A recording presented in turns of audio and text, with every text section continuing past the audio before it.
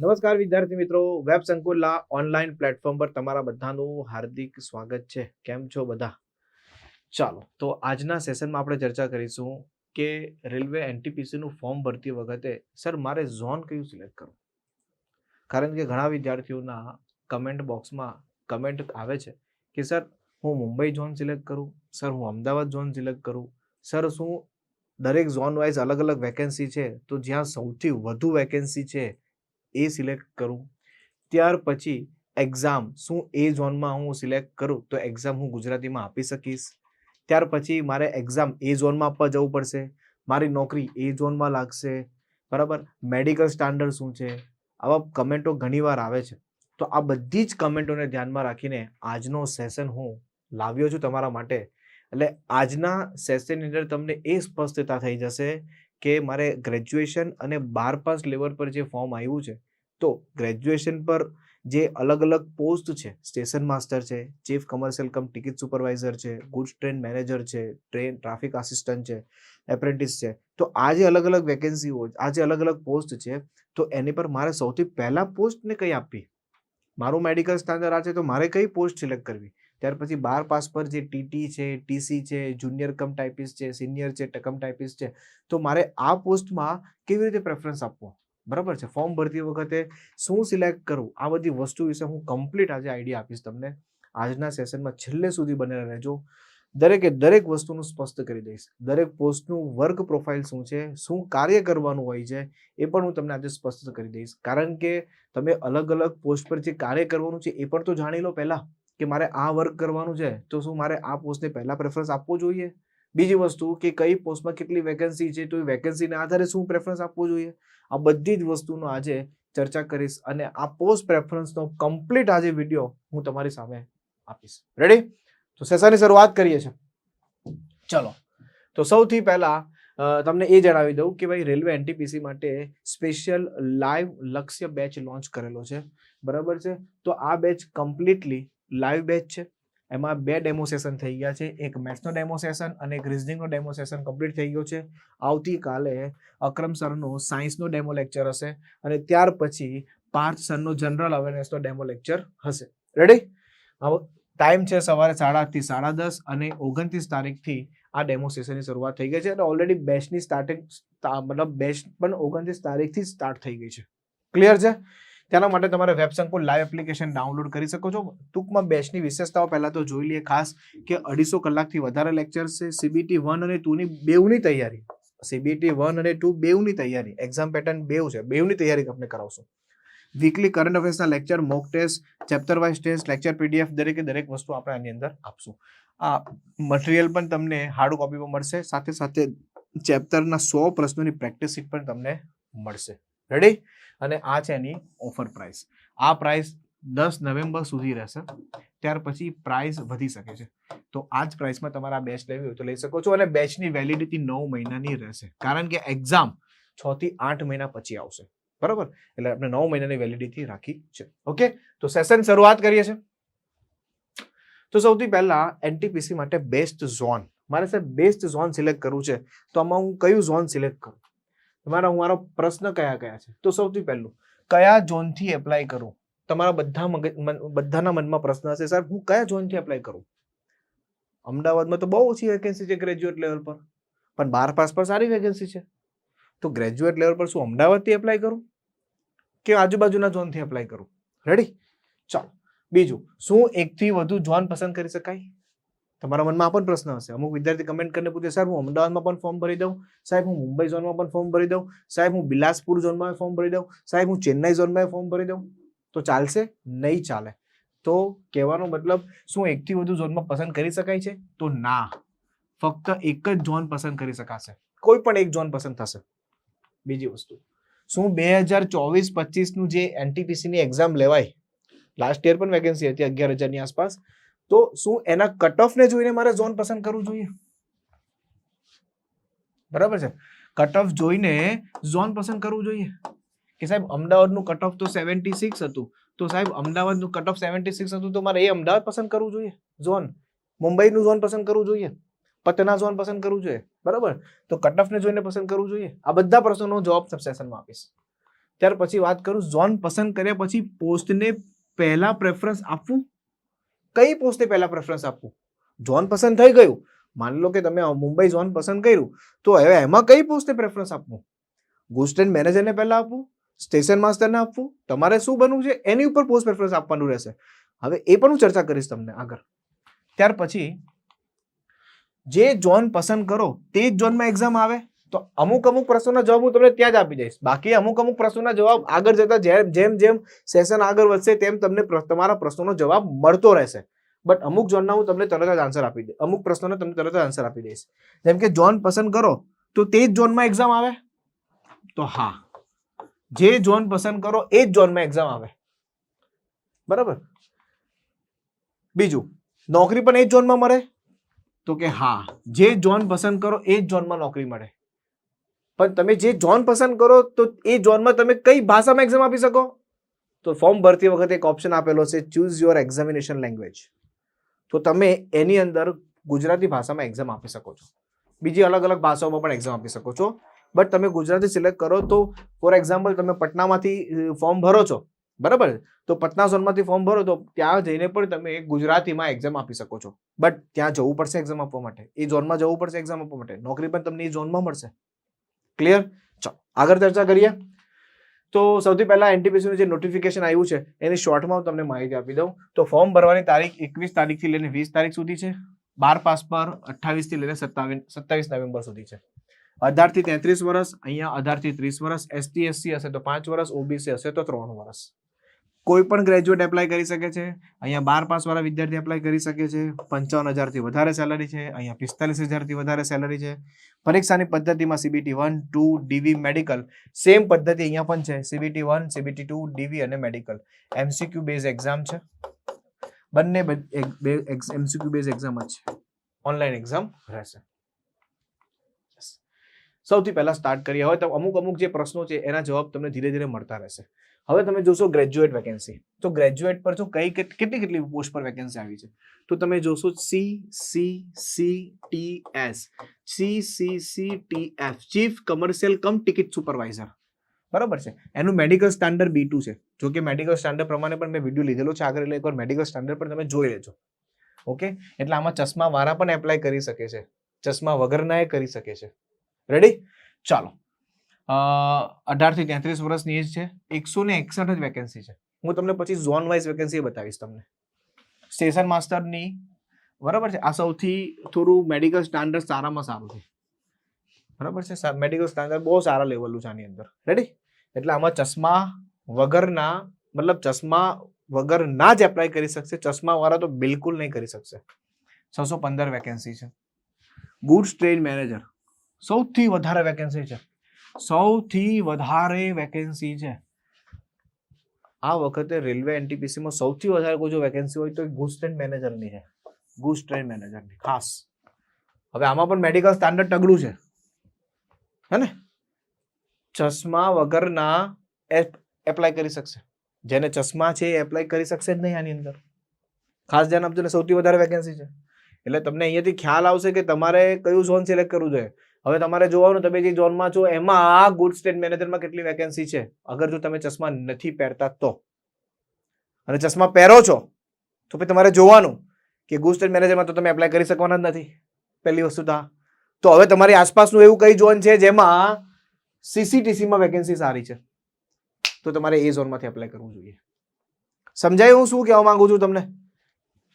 ચલો, junior account કમ typist, ત્યાર પછી સિનિયર ક્લર્ક કમ ટાઈપિસ્ટ અને ટ્રાફિક આસિસ્ટન્ટ, એની પણ 961, 638 અને 59 જેવી વેકેન્સીઓ છે. આ બધામાં ચશ્મા વાળાએ પણ એપ્લાય કરી શકશે. જ્યાં A2 મેડિકલ છે ત્યાં ચશ્મા વાળા એપ્લાય કરી શકશે નહીં. એટલે આ બહુ જ મહત્વનું છે. એટલે મેડિકલને પણ ધ્યાનમાં રાખીને તમારે એપ્લાય કરવાનું રહેશે. ઓકે, હવે તમે જો CCTC મતલબ પહેલા સ્ટેશન માસ્ટર જોઈ લો. ચાલો, તો સ્ટેશન માસ્ટરનું કાર્ય શું છે? સિગ્નલ આપવાનું કાર્ય. સિગ્નલ આપતા પહેલા સેક્શન કંટ્રોલ પાસેથી પરમિશન લઈને એનું કાર્ય છે કે ભાઈ મારે સિગ્નલ આગળ પાસ કરવું, અહીંયાથી જે ટ્રેન પાસ થયેલી છે એને હું પાસ થવા દઉં, યસ યા નો. તો આ બધી જ વસ્તુનું કામ સ્ટેશન માસ્ટરનું છે. સ્ટેશન પર દેખરેખ રાખવાનું સંપૂર્ણ કાર્ય, કમ્પ્લીટ આખો સ્ટાફ સ્ટેશનનો એ સ્ટેશન માસ્ટર હેન્ડલ કરશે. લેવલ 6 ની પોસ્ટ છે. A2 મેડિકલ છે. બરાબર. જોઈશું આપણે આગળ જતા કે કયા ઝોનમાંથી એપ્લાય કરવું જોઈએ.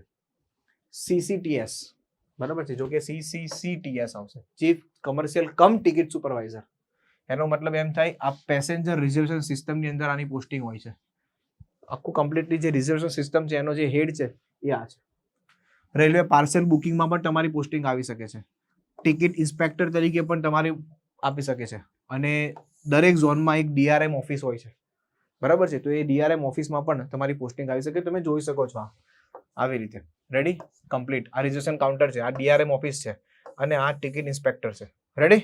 તો ત્યાં તમારી ઓફિસ આવી શકે, ત્યાં તમારી આ પોસ્ટિંગ આવી શકે છે. રેડી? ચાલો આગળ વધીએ. તો આ પોસ્ટ સારી પોસ્ટ કહેવાય, આમાં તમે એપ્લાય કરી શકો છો. સારી, બરાબર. ત્યાર પછી ગુડ્સ ટ્રેન મેનેજર. રેલવે NTPCમાં સૌથી વધારે જો વેકેન્સી હોય તો ગુડ્સ ટ્રેન મેનેજરમાં છે. રેડી? તો ગુડ્સ ટ્રેન મેનેજરમાં જો સેલેરી તો 55,000, જો કે પેલામાં પણ એટલી જ છે બધાની. હા, in the goods train and passenger ટ્રેનમાં પોસ્ટિંગ આવે. પહેલા તમને ગુડ્સ ટ્રેનમાં મૂકે એ લોકો, બરાબર છે. ગુડ્સ ટ્રેનમાં પાછળ તમને ખ્યાલ હશે તો લીલી ઝંડી લાલ ઝંડી ફરકાવતા હોય, બરાબર છે, જે સૌથી પાછળના એમ કોચમાં હોય. તો ગુડ્સ ટ્રેનની અંદર પણ આવી શકે છે. ત્યાર પછી ધીરે ધીરે તમારી પોસ્ટિંગ પેસેન્જર ટ્રેનમાં પણ થાય છે. રેડી? આવી રીતે હોય છે. લોડિંગ, અનલોડિંગ, ગુડ્સના લોડિંગ અનલોડિંગ પર દેખરેખ રાખવી, દસ્તાવેજીકરણ કરવું, રેકોર્ડ કીપિંગ રાખવું, કેટલો માલ જઈ રહ્યો છે એનો કમ્પ્લીટ રેકોર્ડ તમારે રાખવાનો રહેશે જો ગુડ્સ ટ્રેન હશે તો. પેસેન્જર ટ્રેનમાં નહીં. સમજાય? ત્યાર પછી duty time shift wise job હોય છે, રિસ્પેક્ટફુલ જોબ છે અને ડે નાઇટ હોય છે. બરાબર. હવે આ જોબ એવી જોબ છે કે ટ્રેન તો ડે નાઇટ બધી રીતે ચાલે, બરાબર છે.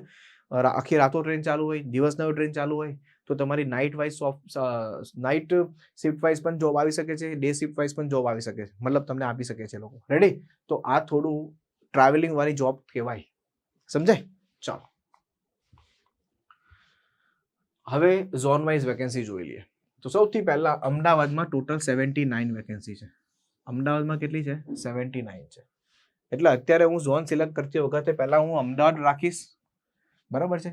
એનું કારણ છે, જો ભુવનેશ્વર, મુઝફ્ફર, કલકત્તા, જમ્મુ શ્રીનગર આ તમારા મતલબ ગુજરાતથી ઘણા બધા દૂર સ્ટેટ છે. તો તમારે જો દૂર ના જવું હોય અને તમારે તમારા ઝોનની આસપાસ રહેવું હોય તો એક છે અમદાવાદ, બરાબર છે, એક છે મુંબઈ. એ આપણે નજીક પડે. એનું રીઝન એક પણ છે કે આ વેસ્ટર્ન રીજન લાગે અને આની અંદર પણ વેસ્ટર્ન રીજન એક પાર્ટ છે. એવું નથી કે મુંબઈ કમ્પ્લીટલી વેસ્ટર્નમાં જ આવે છે, મુંબઈ સેન્ટ્રલમાં પણ આવે છે, મુંબઈ સાઉથમાં પણ આવે છે, બટ વેસ્ટર્ન રીજન પણ એક પાર્ટ છે. અને બીજું ભોપાલ આમાં પણ વેસ્ટર્ન રીજન લાગે છે, બરાબર છે. આમાં સેન્ટ્રલ પણ લાગે છે ભોપાલમાં, બટ વેસ્ટર્ન. એટલે કે અમદાવાદ, મુંબઈ અને ભોપાલ, બરાબર. હવે જરાક આપણે પહેલા નજર રાખીએ કે ભાઈ આપણે અમદાવાદમાં કેટલી વેકેન્સી છે, બરાબર છે, ટોટલ. ભોપાલમાં કેટલી છે અને મુંબઈમાં કેટલી છે, પછી નક્કી કરશું કે આમાંથી કયું સિલેક્ટ કરવું છે. ઓકે. હવે તમે જોશો આની અંદર, જો અમદાવાદ તો ચીફ કમર્શિયલ કમ ટિકિટ સુપરવાઇઝર, બરાબર છે. એની જો પોસ્ટ કેટલી છે? ટોટલ 7 જ પોસ્ટ છે અમદાવાદમાં. ટોટલ 7 જ પોસ્ટ છે અમદાવાદમાં.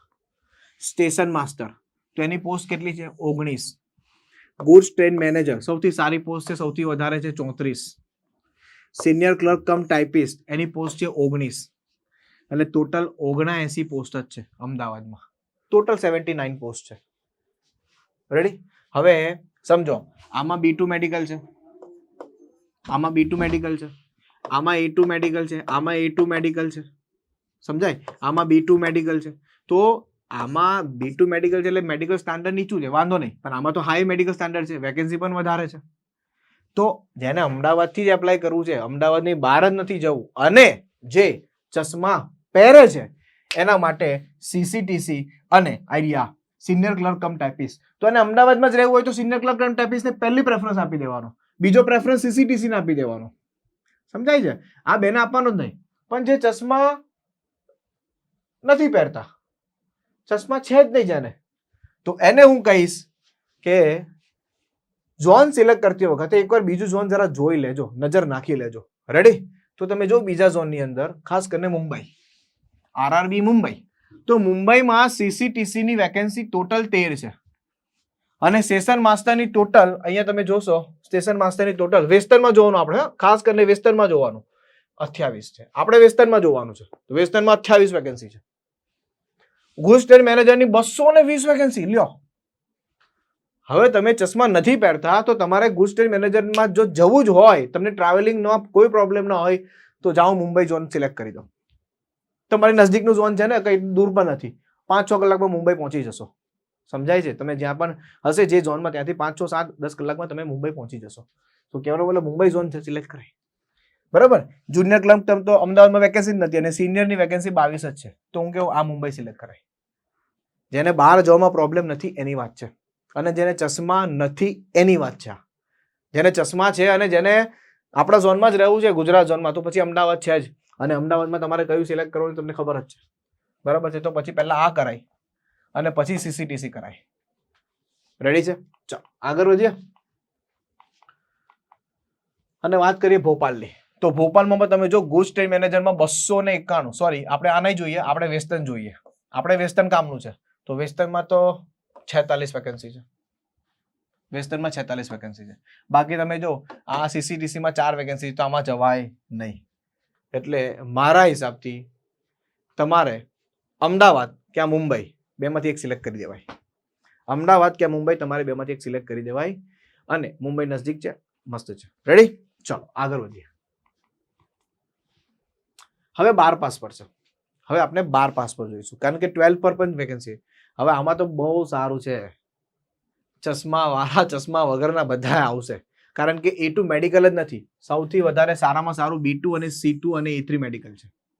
એટલે કે આમાં ચશ્મા વાળા અને વગરના બધા એપ્લાય કરી શકે. વાળા કરી શકે તો વગરના તો કરી જ શકવાના છે. બરાબર. ચશ્મા વગરના કરી જ શકવાના છે. ચશ્મા વાળા એપ્લાય કરી શકે છે. તો કમર્શિયલ કમ ટિકિટ સુપરવાઇઝર સૌથી વધારે વેકેન્સી, જેમ પેલામાં ગુડ્સ ટ્રેન મેનેજરમાં છે, જેમાં સૌથી વધારે વેકેન્સી આમાં છે. 24 વેકેન્સી. એટલે કે ટ્રેનમાં તમારે TE અને TTE બનવું હોય, ticket checker, public dealing. It is called public dealing. Direct પબ્લિકના કોન્ટેક્ટમાં. અને પબ્લિક ડીલિંગ આવે એટલે તમને ખબર જ છે કેવું થાય. હે ને? પબ્લિક ડીલિંગ આવે એટલે પૈસા હી પૈસા હે. સમજે? તો કહેવાનો મતલબ કમર્શિયલ કમ ટિકિટ સુપરવાઇઝર, ટિકિટ ક્લર્ક. આની અંદર ગ્રેડ પે પણ સારું છે. 45,000 સેલરી છે. ભલે અહીંયા 21,700 લખી છે, ઇનિશિયલ પે છે. 11 સાથે 45,000 સેલરી છે. વેકેન્સી પણ સૌથી વધારે છે. તો જે વિદ્યાર્થી 12 પાસ પર ફોર્મ ભરે છે, અને જો કે ગ્રેજ્યુએટ વાળા પણ આ ફોર્મ ભરી શકશે. બે ફોર્મ અલગ અલગ ભરવાના છે. તો આની અંદર 24 વેકેન્સી છે. અકાઉન્ટ ક્લર્ક કમ ટાઈપિસ્ટ, જુનિયર ક્લર્ક કમ ટાઈપિસ્ટ અને ટ્રેન ક્લર્કની વેકેન્સી આટલી છે. તો વધારે તો એ જ છે. TT અને TC ભરી લો. જો આ દેખાય તમને? ઉભા રાખ્યા છે મેડમને. લાવો ટિકિટ તમારી. રેલવે સ્ટેશન કે પ્લેટફોર્મ પર મુસાફરોની ટિકિટ ચેક કરવાનું કામ છે. પગાર 45,000 છે. આપણે વર્ક પ્રોફાઇલ જોઈ લે બધાનું. અને આ કોણ છે? આ TC છે, ટિકિટ કલેક્ટર કહેવાય આને, જે પ્લેટફોર્મ પર ચેક કરે. અને જે ટ્રેનની અંદર ચેક કરે, તમે મુસાફરી કરી હશે ટ્રેનમાં, તો ત્યાં ટિકિટ ચેક કરવા માટે આવે, અને TTE કહેવાય, ટ્રાવેલિંગ ટિકિટ એક્ઝામિનર. તો એની અંદર મુસાફરી ચેક કરે. અને ટિકિટ ના હોય એટલે થોડો સાઈડમાં આવી જા, લાવ જે હોય. ચાલો આગળ વધીએ. અને પછી તમે જો જુનિયર ક્લર્ક ટીકીમ ટાઈપિસ્ટ, આ પણ એક પોસ્ટ છે. તમને કહેશે રેલવે સ્ટેશન પર જનરલ ટિકિટના કાઉન્ટર હોય, રિજિસ્ટર્ડ ટિકિટના કાઉન્ટર હોય, ત્યાં બધા લાઈનમાં ઉભા હોય. સાહેબ ટિકિટ આપો, મુંબઈ જવું છે, લાવ 100 રૂપિયા ટિકિટ. બેઠા હોય આવીને. તમે જનરલ ટિકિટ લીધી હશે તો તમે જો હેડક્વાર્ટર્સમાં, DRM ઓફિસમાં પણ જોબ હોઈ શકે છે. Clerical work like duty, data entry આવશે. ત્યાર પછી computer work, totally office work કરવાનું હોય છે. આ સૌથી સારામાં સારું અને પીસફુલ જોબ છે. પેલામાં તો ફરવું પડે ટ્રેનમાં, આમાં ફરવું નહીં પડે. આમાં સવારે મોર્નિંગમાં 10 વાગે જવાનું, 6 વાગે ઘરે. બરાબર છે. નાઇટ શિફ્ટ પણ આવે એવું નહીં, જે ઓનલી ડે ટાઈમ જ છે. ઓછા ડે ટાઈમ હશે આમાં ડે ટાઈમ આપ્યું હશે. અને Monday to Friday, Saturday Sunday મજા કરો. ખ્યાલ આવે? સેટરડે સન્ડે મજા કરો. ચાલો આગળ વધીએ. Okay, train clerk. બરાબર છે. આ એક પોસ્ટિંગ છે. આમાં શિફ્ટ વાઇઝ હોય છે, ફિલ્ડ વર્ક નથી હોતું. આમાં શિફ્ટ વાઇઝ છે. ટ્રેન ક્લર્કમાં શિફ્ટ વાઇઝ છે. બરાબર છે. આની 37,000 આસપાસ સેલરી. હેડક્વાર્ટર્સ DRM ઓફિસમાં જોબ હોય છે. ગુડ્સ ટ્રેન લોડિંગ સિસ્ટમમાં રેક મેનેજમેન્ટ સિસ્ટમ એક સિસ્ટમ હોય છે. બરાબર, જેમાં ગુડ્સ ટ્રેન લોડિંગ સિસ્ટમ હોય છે. એ તમારે મેન્ટેન કરવું હોય ટ્રેન ક્લર્કને. મંડે ટુ ફ્રાઈડે આને પણ હોય છે. અને રેડી, સેટરડે સન્ડે મજા. ચાલો રેડી. તો હવે આપણે જોઈએ કે આમાં કેટલી જગ્યાઓ છે. તો સૌથી પહેલા અમદાવાદ, સારી વેકેન્સી છે. હવે અહીંયા તમારે અમદાવાદ ઝોનથી એપ્લાય કરાય. અહીંયા બીજા ઝોનમાં તમારે બીજી પ્રાયોરિટી રાખવાની કે ભાઈ બીજા ઝોનમાં જવું છે તો હું પછી પહેલા જોઉં અમદાવાદમાં કેટલી વેકેન્સી છે, અલગ અલગ પોસ્ટ પર કેટલી વેકેન્સી છે, તો હું પહેલા અમદાવાદ સિલેક્ટ કરીશ, કારણ કે અમદાવાદમાં સારી વેકેન્સી છે. આપણે આપણા ઘરમાં રહેવું વધારે ગમે બહાર કરતા, બરાબર? તો અમદાવાદ ઝોનમાં સારી વેકેન્સી છે. મુંબઈમાં 494 છે, એટલે મારું એવું કેવું છે બીજા ઝોનમાં તો જવાનું જ નથી. તમારે અમદાવાદ અને મુંબઈ ને ભોપાલ આ 3 જ વસ્તુ ધ્યાનમાં રાખવાની છે, કારણ કે બીજા બધા ઝોન ઘણા દૂર છે, બરાબર છે? અમદાવાદ, મુંબઈ, ભોપાલ ગુજરાતની બાજુમાં છે, તો તમારા માટે બહુ સારી પોસ્ટ છે, સારી વેકેન્સીઓ આવી છે, જગ્યા સારી છે, અને અલગ અલગ પોસ્ટ પર જેટલી વેકેન્સી છે એ પણ આપણે જોઈશું. હવે જો આગળ, હવે અમદાવાદમાં તમારે ટીસી માટે જો કમર્શિયલ કમ ટિકિટ ક્લર્ક એટલે કે ટીટી માટે, ટી અને ટીટી માટે સૌથી વધારે વેકેન્સી છે. જો આની અંદર 140, 153 માંથી 140 વેકેન્સી આમાં જ છે. બોલો લ્યો, 153 માંથી 140 વેકેન્સી ટી ની છે. તો સૌથી પહેલા, અને ચશ્મા વાળા ચશ્મા વગરના બધા જ, તો સૌથી પહેલો પોસ્ટ પ્રેફરન્સ આને જ આપી દેવાય. અમદાવાદથી જે 12 પાસ વિદ્યાર્થી છે અમદાવાદથી જ એપ્લાય કરવું જોઈએ. અમારું બેસ્ટ સજેશન છે. પછી તમે આપી શકો છો ટ્રેન ક્લર્ક ને, પછી જુનિયર ને આપી શકો છો, બરાબર? મુંબઈ પણ જોઈ લઈએ. ચાલો, તો મુંબઈમાં જોજો, તો મુંબઈમાં જો આમાં ભોપાલ છે, સોરી, આ ભોપાલમાં 57 જ વેકેન્સી છે. તો ભોપાલમાં જવાય ના જવાય? આપણે આપણા ઘરમાં સારી વેકેન્સી, તો ભોપાલમાં શું કામ જવું, હે ને? તો આમાં બહુ સારી વેકેન્સી છે, 57 વેકેન્સી છે. ચાલો આગળ વધીએ. મુંબઈમાં જોઈ લો 121. વિચારો મુંબઈ ઝોન કેટલું મોટું છે, 494 વેકેન્સી ટોટલ છે, બરાબર છે? અચ્છા, આમાં વેસ્ટર્નમાં જોવાનું છે, 215 છે. 494 વેકેન્સી છે, વેસ્ટર્નમાં 215 છે. આપણા ઝોનમાં બી સારી છે, 140 કઈ ઓછી નથી, બરાબર? અને આમાં વેસ્ટર્નમાં જોવાનું હતું 45 છે, ઓછી ઘટી ગઈ. લ્યો, તો મારું કહેવું છે જે 12 પાસ વિદ્યાર્થી છે એ ટીટી અને ટીસી ની પોસ્ટ સૌથી પહેલા આપે, અને એ પોતાના ઝોનમાં જ આપે, પોતાના અમદાવાદ ઝોનમાં જ આપે, બરાબર? બીજા ઝોનમાં જવાની જરૂર નથી. 140 વેકેન્સી સારી વેકેન્સી કહી શકાય, બરાબર? અને બાકીની પછી તમે પ્રેફરન્સ આપી શકો છો. જો રેડી, પછી તમે બાકીના આમાં બધી જ વેકેન્સીઓ છે, તો 215 છે. તમારે મુંબઈ જવામાં પ્રોબ્લેમ ના હોય, તમને કોઈ ઇશ્યુ ના હોય મુંબઈ જવામાં, તો તમે આપી શકો છો. બીજી વસ્તુ, અમુક વિદ્યાર્થી કટ ઓફને આધારે કહે સાહેબ મુંબઈનું કટ ઓફ ઓછું, અમદાવાદનું કટ ઓફ વધારે હોય, તો શું હું મુંબઈમાં એપ્લાય કરું? મુંબઈમાં વેકેન્સી સૌથી વધારે છે, મુંબઈમાં વેકેન્સી વધારે છે અમદાવાદ કરતા, તો મુંબઈમાં શું કટ ઓફ નીચું રહેશે? વેકેન્સી વધારે, કટ ઓફ નીચું એવું નથી, બરાબર છે? હવે તમે માની લો કે અમદાવાદમાં વેકેન્સી ઓછી છે, એટલે વિદ્યાર્થી મુંબઈથી એપ્લાય કરે, અને પછી અમદાવાદમાં જ કટ ઓફ નીચું રહે, પછી પસ્તાવો થાય, એને કરતા અમદાવાદથી ફોર્મ ભર્યું તો સારું હતું, બરાબર છે? એટલે વેકેન્સી વધારે, કટ ઓફ નીચું એવું નથી, વેકેન્સી વધારે, કટ ઓફ ઊંચું એવું નથી. એ ડિપેન્ડ કરે છે એ ઝોનમાં કેટલા લોકોએ ફોર્મ ભર્યા છે, પેપરનું લેવલ કેવું છે, એના આધારે ઝોન વાઇઝ કટ ઓફ નક્કી થાય. એટલે કટ ઓફને આધારે બિલકુલ પણ ઝોન સિલેક્ટ કરતા નહીં. સૌથી પહેલા તો મેડિકલી આને ધ્યાનમાં રાખવાનું છે. બીજી વસ્તુ, તમે જે ઝોનમાં રહો છો એની આસપાસના જે ઝોન છે એ ઝોનની અંદર તમે એપ્લાય કરો, એ સૌથી બેસ્ટ છે. અને વેકેન્સી કેટલી છે એના આધારે સિલેક્ટ કરો. રેડી? ચાલો, તો હવે એક્ઝામ પેટર્ન જોઈ લે ફટાફટ. તો 12 પાસ કે ગ્રેજ્યુએટની બંનેની એક્ઝામ પેટર્ન સેમ જ છે, અને એક્ઝામ પેટર્ન હું તમને અગાઉ પણ સમજાવી ગયો છું કે કમ્પ્લીટલી એક્ઝામ પેટર્ન બધાની સેમ છે. નેગેટિવ માર્કિંગ 1/3 છે. અને વાત કરીએ આ સિલેબસ છે, તો ગણિત, રીઝનિંગ અને જનરલ અવેરનેસ, આ સામાન્ય અભ્યાસ, આમાં બધો જ સિલેબસ આવી જાય છે ટોટલી. આ બધો જ સિલેબસ આપણે કમ્પ્લીટલી બેચની અંદર કરાવશું. રેડી? બેચ ઓલરેડી સ્ટાર્ટ થઈ ગઈ છે. પરીક્ષા ગુજરાતી ભાષામાં છે, તો ગુજરાતી તૈયારી પણ આપણે ટોટલી ગુજરાતી ભાષામાં તમને કરાવીશું. આ બધી જ વસ્તુઓ અહીંયા તમને અગાઉ પણ સમજાવી છે. ડેમો સેશન અત્યારે સ્ટાર્ટ છે. આવતીકાલે અકરમ સરનો સાયન્સનો લેક્ચર છે, ત્યાર પછી પાર્થ સરનો જનરલ અવેરનેસનો લેક્ચર છે. આ 2 ડેમો કમ્પ્લીટ થઈ ગયા છે. તમે આ જ યુટ્યુબ ચેનલ પર તમે જોઈ શકો છો. આ બંને ડેમો, એક મેથ્સ અને એક રીઝનિંગ, બંને ડેમો મારા કમ્પ્લીટ થઈ ગયા છે, તમે જોઈ શકો છો. ઓકે? અને એના માટે તમારે વેબ સંકુલ લાઈવ એપ્લિકેશન ડાઉનલોડ કરવાની રહેશે. બેચનો ટાઈમ રહેશે સવારે 8:30 થી 10:30. ઓકે? આ બધી બુકો તમને એની અંદર ફ્રી મળશે. બેચની પ્રાઇસ છે 4999. રેડી? CBT 1 અને CBT 2 ની સંપૂર્ણ તૈયારી આપણે કરાવીશું. આઈ હોપ તમને તમારા આન્સર મળી ગયા હશે કે એક્ઝેક્ટલી કયું ઝોન સિલેક્ટ કરવાનું છે અને પોસ્ટ પ્રેફરન્સ કઈ રીતે આપવાનું છે, એ તમને તમારો જવાબ મળી ગયો હશે. દરેકની અલગ અલગ પ્રાયોરિટી હોય છે, તો દરેકે પોતાની રીતે ઝોન સિલેક્ટ કરી દેવાના છે. અને કમેન્ટ બોક્સમાં જરૂર જણાવજો કે તમે કયું ઝોન સિલેક્ટ કરો છો. રેડી? તો મળીએ છીએ નેક્સ્ટ સેશનમાં. Thank you so much. જય હિન્દ, જય ભારત.